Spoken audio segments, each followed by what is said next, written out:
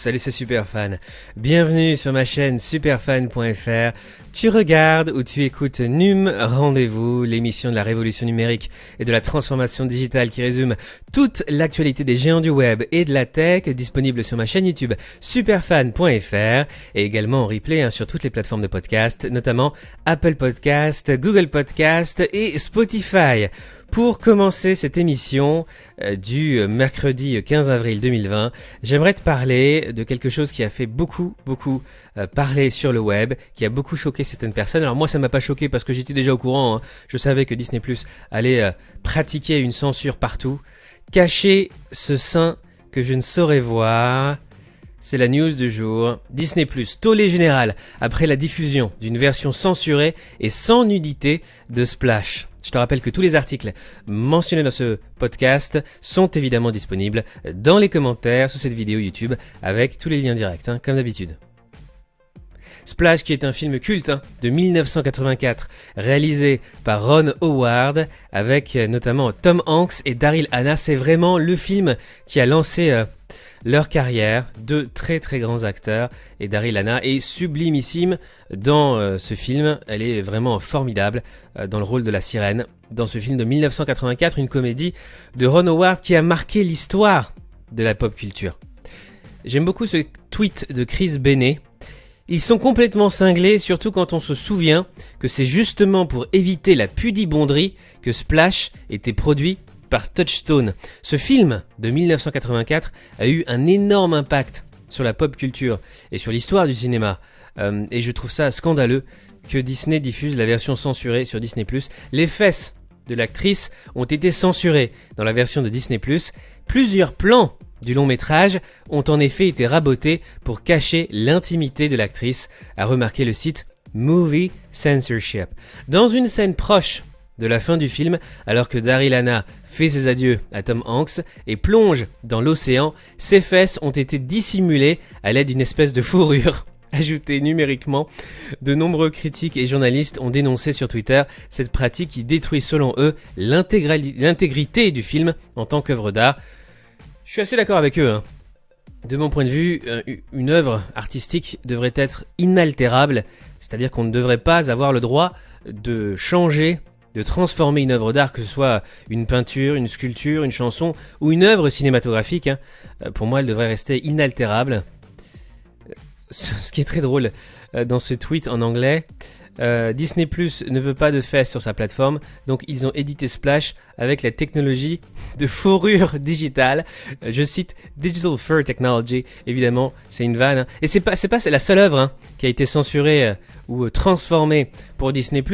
Disney est coutumier du fait, une scène de Toy Story 2 a été coupée l'année dernière des nouveaux Blu-ray du film à cause d'une réflexion jugée inappropriée d'un personnage. En novembre dernier, lors du lancement de Disney+ aux États-Unis, ses utilisateurs avaient dénoncé les nouveaux changements effectués à Un Nouvel Espoir, le premier volet de la saga Star Wars. Autre couac, qui est aussi un problème récurrent des plateformes de streaming, les épisodes des Simpsons ont été recadrés, passant du format 4/3 au format 16/9, un choix qui ôte à la série de Matt Groening une grande partie de son humour visuel. Les épisodes devraient être diffusés dans le bon format dans les prochains mois, cependant, il faut le reconnaître. Mais ce qui est surtout surprenant, c'est la censure, quasi systématique sur Disney+. La sirène du film Splash censurée sur la plateforme. Et c'est pas seulement dans une seule scène, c'est dans plusieurs scènes. Plusieurs scènes ont été retouchées. Toutes les scènes où la créature apparaît nue ont été retouchées selon Pure Media. Selon le constat détaillé dressé par le site spécialisé Movie Censorship, censure de film, dès la 24e minute du film, lorsque la sirène court vers la mer de dos, sa chevelure a été opportunément rallongée afin de masquer ses fesses. Je vais te montrer justement dans quelques secondes la version originale et la version censurée pour que tu vois la différence.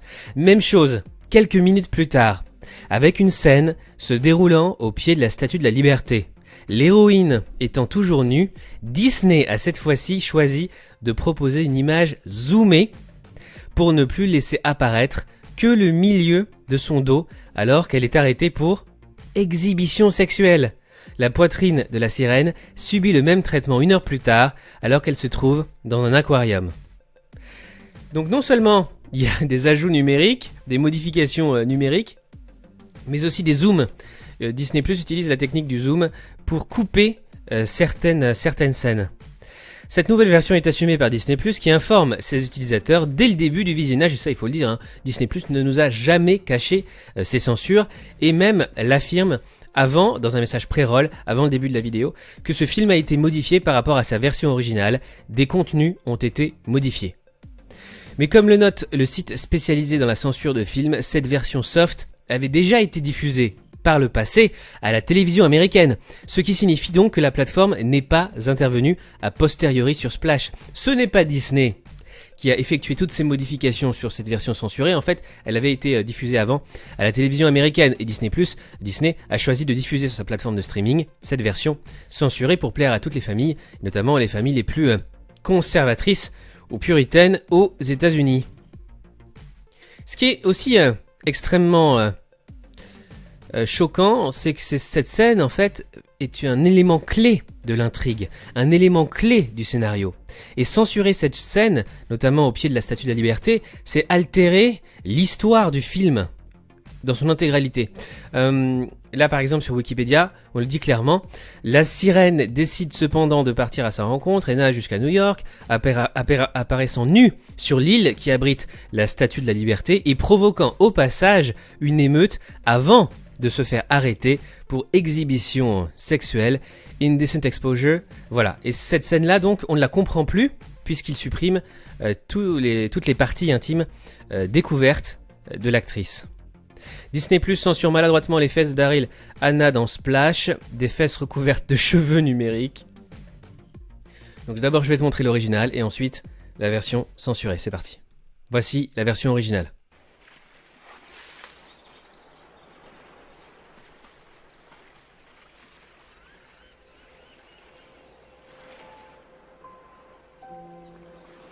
Et en fait, la caméra va suivre le regard de Tom Hanks sur Daryl Hannah.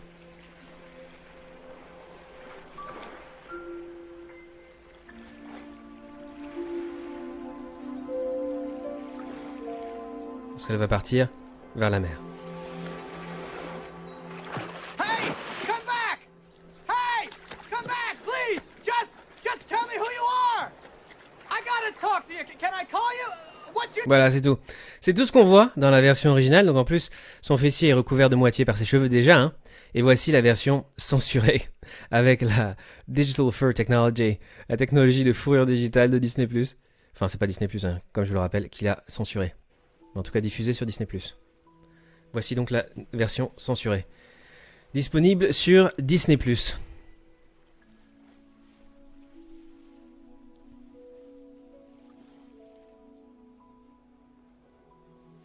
Petit rajout de cheveux. Ah mon dieu. C'est grossier quand même. Hein. Voilà. Et donc ça fait le tour du monde. Il y a d'autres scènes aussi qui ont été censurées. Hein. Les tétons de Daryl Hannah seraient visibles dans plusieurs scènes du film original. Une censure partielle à l'objectif simple, supprimer tout contenu jugé comme sexuel de la plateforme. La firme tient à éviter au maximum les critiques, certaines pouvant provenir de parents amateurs de Splash, souhaitant faire découvrir ce classique de Tom Hanks sans pour autant vouloir exposer leurs enfants à ce genre d'images anatomiques. Et je ne comprends pas puisque ça n'a rien à voir avec le sexe. Hein. Là encore, on va sexualiser le corps des femmes. La censure, oui, mais partout. La plateforme tient absolument à ne pas déroger aux attentes des bonnes familles américaines en usant de la censure et du zoom, notamment dans le film Splash, mais dès sa sortie initiale, un message pouvait être découvert dans la description de vieux dessins animés du studio. Voici d'autres œuvres qui n'ont pas été censurées et le message d'avertissement qui accompagne ces œuvres sur Disney+. Ce programme vous est présenté tel qu'il a été réalisé, il peut contenir des représentations culturelles obsolètes. Donc pourquoi est-ce que Disney+ n'a pas fait ça ? Pour Splash, justement. Ou alors nous proposer les deux versions. Une version censurée et une deuxième version non censurée, notamment dans les bonus. Hein. Sur Disney+, il y a une catégorie bonus, un onglet bonus. Et il pourrait nous proposer justement une version non censurée et nous mettre ce message d'avertissement au tout début du film. Ce programme vous est présenté tel qu'il a été réalisé. Il peut contenir des représentations culturelles obsolètes. Justement, ces représentations culturelles obsolètes, de mon point de vue, ont une importance historique d'un point de vue sociologique et culturel. Ça nous montre une représentation visuelle et culturelle à une certaine époque de notre histoire. Ces films ont une importance véritablement historique et c'est dommage que Disney décide d'altérer ces films pour les remettre au goût du jour, selon nos notions et nos représentations culturelles actuelles au XXIe siècle. Un avertissement qui vise de vieux dessins animés comme le rappelle Numérama, à l'instar des Trois Caballeros, de Dumbo ou encore Ferdinand le Taureau, des œuvres parues dans les années 80, mais qui n'ont pas été altérées comme le laisse entendre ce message. Et pour cause, des rumeurs laissaient entendre que les films avaient été modifiés pour correspondre davantage à la ligne directrice de la plateforme. Mais Disney Plus a tout de même laissé ses œuvres datées inviolées, tout en précisant que les passages controversés ne sont plus d'actualité. 2 œuvres ont tout de même été affectées, mais avant le lancement de Disney+, la première n'est autre que la scène post-générique de Toy Story 2 dont je vous avais déjà parlé, où Stinky Pete drague lourdement 2 Barbie en leur laissant miroiter des places pour Toy Story 3, scène supprimée. La seconde reste Mélodie du Sud, un long métrage de 1946 critiqué pour ses références implicites, racistes et pro-esclavage. Voilà, les films censurés par le groupe Disney, donc pas seulement Flash. Ça pose un plus grand problème, nous dit The Verge, au-delà du fait de cacher le fessier de Daryl Hannah dans Splash, ce film culte de 1984. Beaucoup d'Américains demandent à Disney de diffuser la version originale de Splash sur Hulu. Pourquoi est-ce que Disney n'a pas diffusé le film plutôt sur la plateforme adulte Hulu plutôt que sur Disney+. Il y a même des acteurs et des actrices qui sont actuellement en tournage sur des séries produites par le groupe Disney et qui sont en train de supplier Disney de diffuser leurs séries sur la plateforme Hulu plutôt que sur Disney+, parce que apparemment les scénaristes et réalisateurs des séries produites par Disney ne peuvent pas aborder des thèmes vraiment adultes qui parlent de thèmes chers aux adolescents, notamment de sexualité et de nudité. Sur la plateforme Disney+, c'est interdit. Et c'est pour ça que des acteurs et des actrices se manifestent aujourd'hui pour que Disney diffuse ses séries en production sur la plateforme Hulu plutôt que sur la plateforme Disney+, Hulu qui appartient aussi à Disney et qui sera lancée internationalement en dehors des États-Unis à partir de 2021. Et c'est intéressant de voir que les stars de Disney aussi se mobilisent pour que leurs séries ne soient pas diffusées sur Disney+. Autre mobilisation des fans qui ont dit qui ont demandé pourquoi les fesses d'Hulk n'est pas censuré non plus sur la plateforme Disney+ dans Thor Ragnarok. Pourquoi on va censurer les fesses des femmes et pas des hommes comme le personnage de Hulk qui sont clairement visibles sur Disney+. Qu'en penses-tu? Dis-moi ça en commentaire. Disney aussi qui a supprimé de plusieurs films le mot fuck. Dans certains films, parfois on dit le mot putain en anglais, fuck. Donc ce mot a été supprimé dans plusieurs films. Donc Disney+, qui ose altérer et censurer de nombreuses œuvres culturelles. Ça me rappelle un peu cette phrase très connue de la pièce de Molière, Tartuffe ou l'imposteur, de 1664. Couvrez ce sein que je ne saurais voir. Par de pareils objets, les âmes sont blessées et cela fait venir de coupables pensées. À toi de me dire ce que t'en penses dans les commentaires sous cette vidéo. Je trouve ça dommage encore que Disney+ sexualise ainsi le corps des femmes et cache des tétons, des poitrines, des fesses en disant que ça pourrait choquer les plus jeunes. Autre news du jour. Zoom. Votre compte Zoom pourrait être en vente sur le dark web. Piratage de 500 000 comptes Zoom vendus sur des forums pour rien, pour quelques centimes, moins d'1 centime. 1 demi-million de comptes Zoom sont à vendre sur des forums du dark web. Plus de 500 000 comptes Zoom sont actuellement vendus pour quelques centimes, voire donnés sur plusieurs forums illégaux, donnés gratuitement. Alors je vais te donner le prix de certains comptes. Les experts en évaluation des risques informatiques de cibles ont ainsi pu acheter plus de 530 000 comptes pour moins de 0,0020 centimes de dollars chacun. Les comptes en question incluent l'adresse email de la victime, son mot de passe ainsi que l'URL de sa réunion. Et ça pose un problème parce que souvent les gens sur internet choisissent le même mot de passe pour tous leurs comptes. C'est le même mot de passe pour Zoom, pour leur email, pour leur compte bancaire, pour leur compte PayPal. Et ça pose un vrai problème de sécurité puisque pour moins de 1 centime, on va pouvoir acheter ton email et ton mot de passe. On va peut-être pouvoir s'introduire dans ton adresse email et même sur d'autres comptes que tu as sur Internet. Donc c'est extrêmement grave, hein. Zoom qui n'est pas du tout un outil sûr.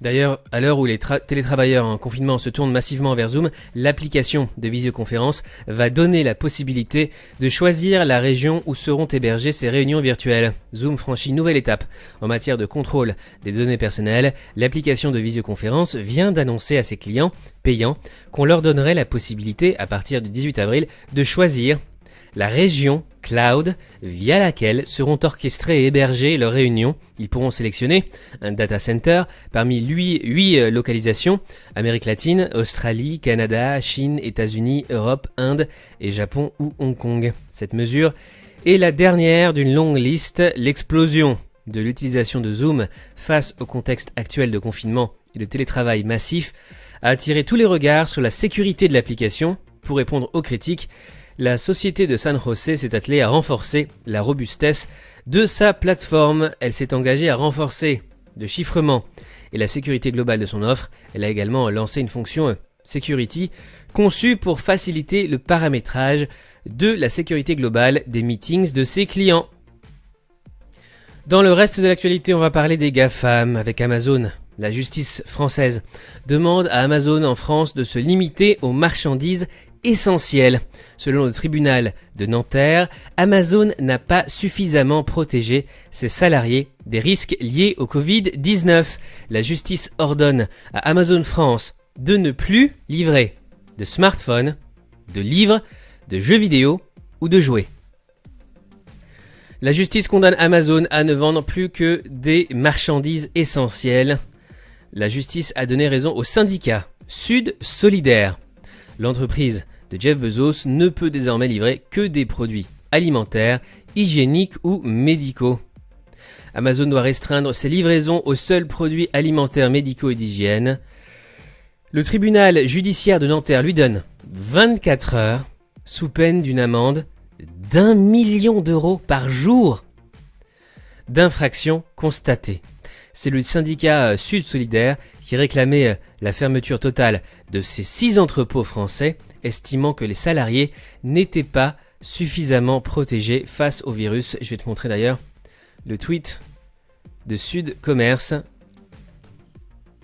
Délibéré Amazon France, le juge ordonne de limiter dans les 24 heures et sous astreinte de 1 million par jour de retard l'activité aux marchandises essentielles dans la période dans l'attente d'une évaluation des risques épidémiques en y associant les représentants du personnel. Et oui, puisque aux États-Unis, un employé d'Amazon est mort du coronavirus.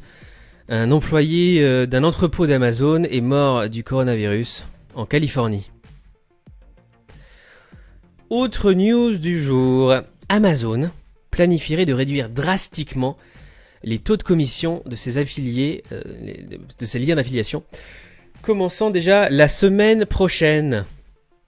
Amazon va réduire les taux de commission de ses programmes d'affiliation et ça commencerait dès le 21 avril déjà. Et c'est vraiment énorme, ces baisses de taux de commission. Par exemple, pour la catégorie de produits amélioration de bureau et de la maison, le taux de commission va passer de 8% à 3%.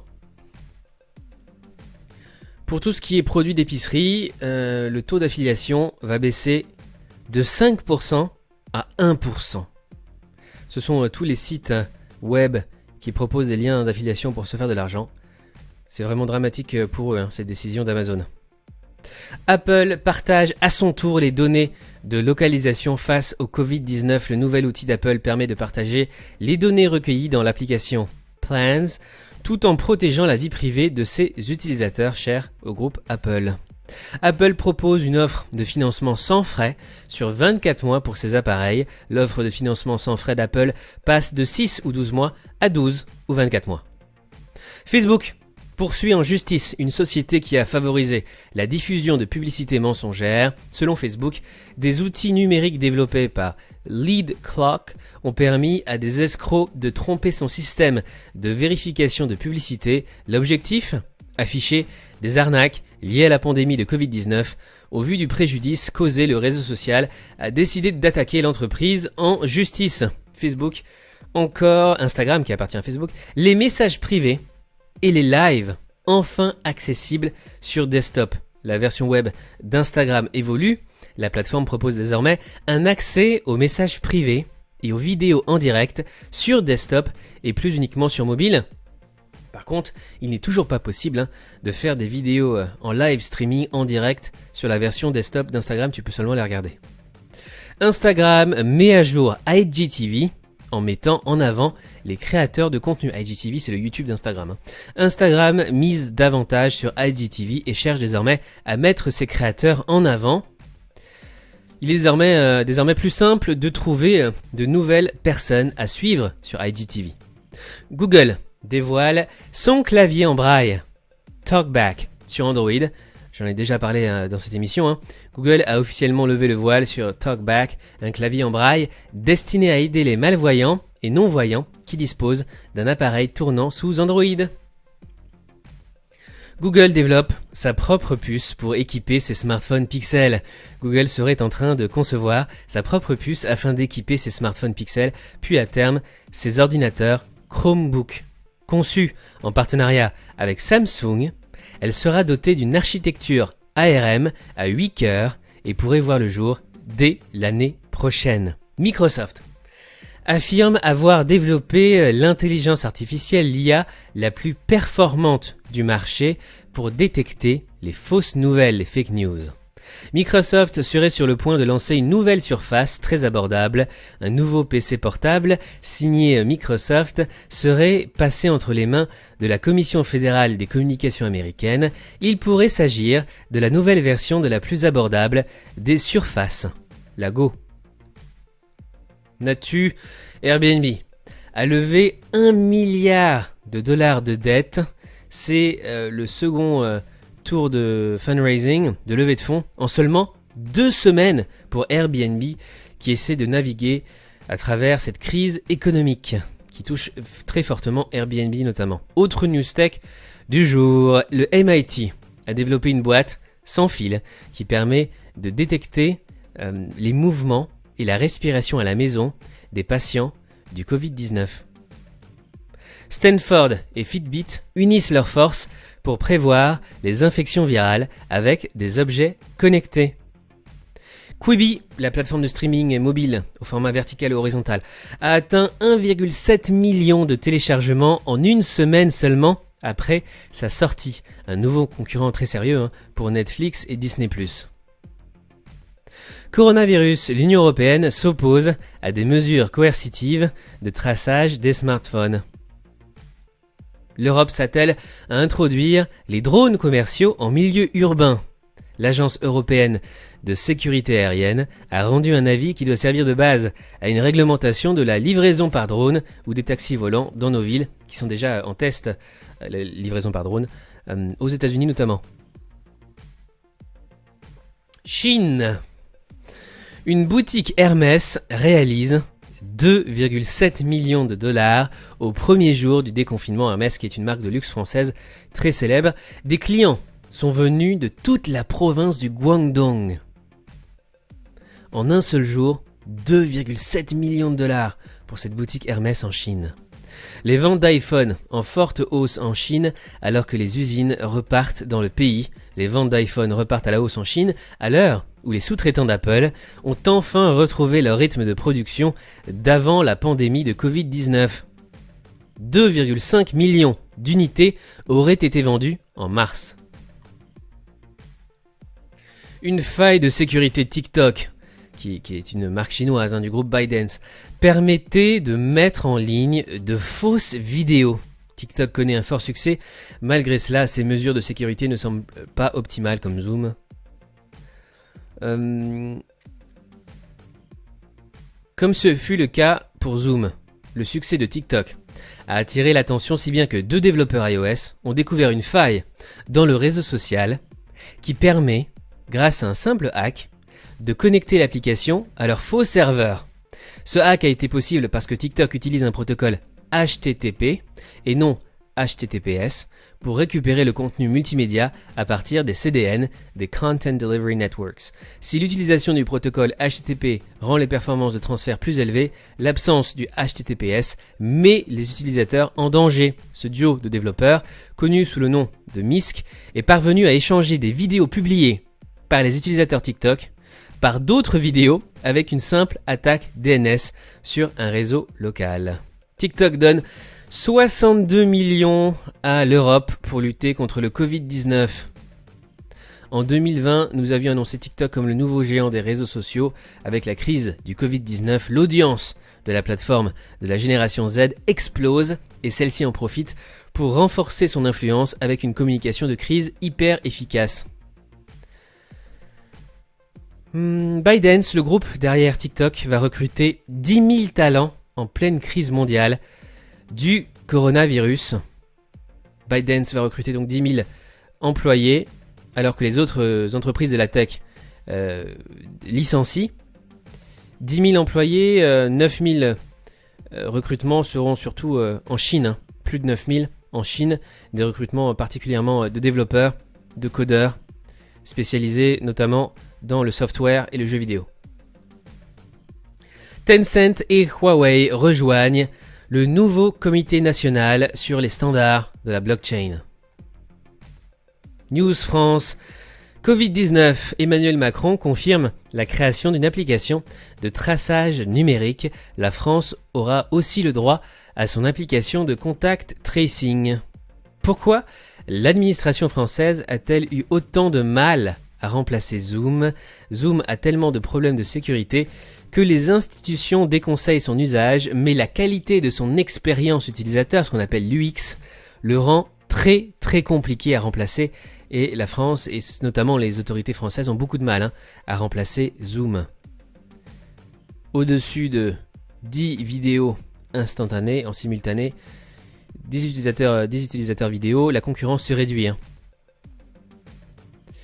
Télétravail, 62% des gens voudraient en faire plus après le confinement. Alors ce sondage de Deskeo est très surprenant. Parce que avant, lorsque le sondage a été réalisé au premier jour du confinement, 76% des interrogés regrettaient déjà leur bureau. Et pourtant, en 5e semaine de confinement, Deskeo publie un sondage surprenant, 62% des Français et des Françaises voudraient faire plus de télétravail une fois la situation apaisée. Le confinement a-t-il eu un impact sur la qualité de notre accès à Internet? Si les réseaux mobiles ont été ponctuellement affectés par l'augmentation du trafic, les performances des réseaux fixes se sont maintenues d'après les premières données fournies par l'application NPerf.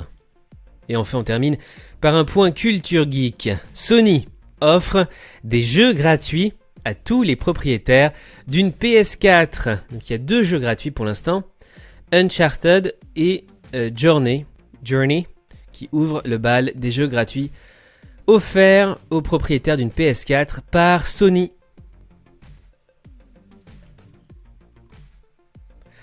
En Europe, les jeux vidéo devront obligatoirement dire s'ils vendent des loot box.